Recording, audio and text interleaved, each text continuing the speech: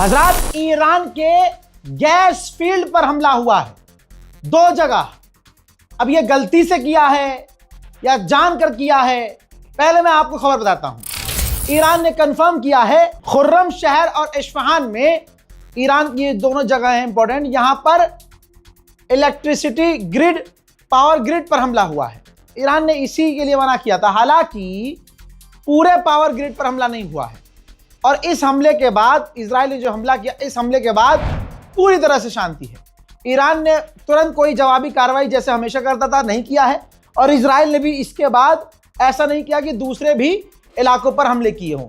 एकदम से रुक गया, तो एकदम से हमला होकर एकदम से रुका, तो अंदाजा ये लगाया जा रहा है कि हो सकता है यह गलती से इजराइल ने किया हो। लेकिन इजराइल की जो फितरत है उसको दिमाग में रखिए, और जो अमेरिका का रिटायर्ड काउंटर टेररिज्म के चीफ हैं, उन्होंने पहले ही कहा था कि ये जो अमेरिका और ईरान के बीच सीज फायर की बात या जंगबंदी की बात हो रही है, मैं इसका वेलकम करता हूं, लेकिन अमेरिका को सावधान रहना होगा।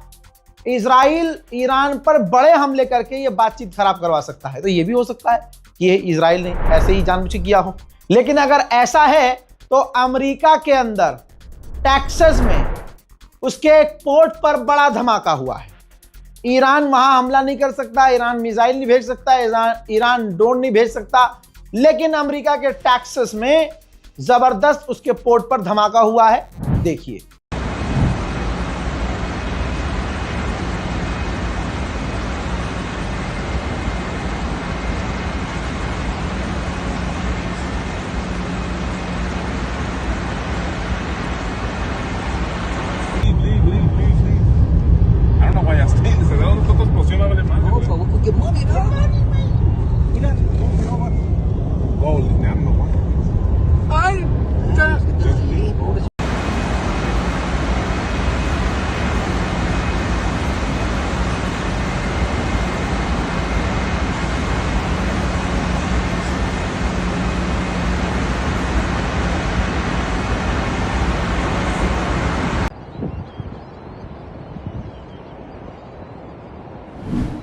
फिलहाल की जो डेवलपमेंट है, ऐसा नहीं लग रहा है कि तुरंत जंग बंद होने वाली है। देखिए, इराक में अमेरिका ने ईरान समर्थक ग्रुप पर हमला किया जिसमें 7 लोग मारे गए।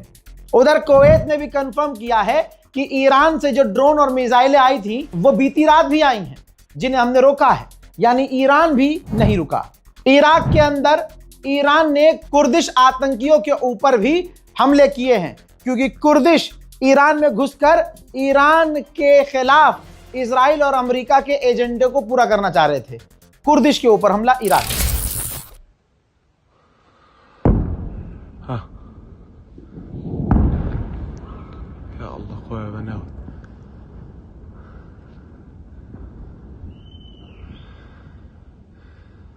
और सोरा।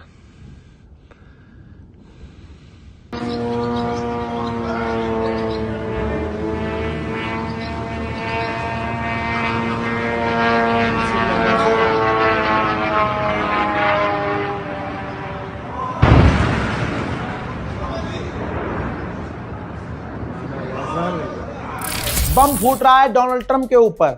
अमेरिकी सेनेटर ने कहा है ये जो 75% तेल के दाम बढ़ गए हैं, इसका जिम्मेदार सिर्फ डोनाल्ड ट्रंप। मेरे दोस्तों, वही यूरोपीय यूनियन की चीफ का भी यही कहना है कि बातचीत करके इस जंग को खत्म कर देना चाहिए, क्योंकि ग्लोबल सप्लाई जो है चेन की, तेल की, ईंधनों की, ये टूट रही है। देखिए, कहीं भी सऊदी अरब नहीं चाहता कि ये जंग बंद हो जाए, बल्कि यही बिन सलमान है जिसने खामनाई को शहीद करने के लिए डोनाल्ड ट्रंप को अलग से फोन किया था। मैं भूलूंगा नहीं और आपको भूलने दूंगा नहीं। यही सऊदी अरब की रिजीम है जिसने जंग के दौरान अमेरिका से कहा था कि हल्के मत पड़ना, हमले करते रहो ईरान पर, ठीक। और अब बिन सलमान ने कहा है, सऊदी अरब की गवर्नमेंट ने अमेरिका से कहा है कि अगर ईरान ने हमारी electricity, power grid, gas field पर हमला किया तो हम आपके साथ, यानी अमेरिका के साथ मिलकर ईरान पर हमले करेंगे। तो दोस्तों, कंक्लूजन कुछ नहीं है, बस इतना है कि ईरान का दबदबा है और ईरान पर अमेरिका ने हमला करके गलती कर दी है। डोनाल्ड ट्रंप, नेतन्याहू फंस चुके हैं। नाक की लड़ाई है। अमेरिका को पता है कि उसने गलती, उसने गुनाह, उसने पाप, उसने बहुत खतरनाक कांड कर दिया है, लेकिन वो बैकफुट पर मुंह से बोलकर नहीं जा सकता। तो अमेरिका चाहता है कि बिना कुछ बोले लीपापोती करके मैं अपने आप को जीता हुआ दिखा दूं और ईरान को हारा हुआ और जंग भी खत्म हो जाए। लेकिन IRGC ऐसा नहीं चाहती, ईरान ऐसा नहीं चाहता, बल्कि ईरान की आवाम सीधा कह रही है हमें कॉम्प्रोमाइज नहीं चाहिए, हमें कोई बातचीत नहीं चाहिए, हमें बदला चाहिए। अब आपकी क्या राय है वो कमेंट कीजिएगा, इस रिपोर्ट को शेयर कीजिएगा। जय हिंद।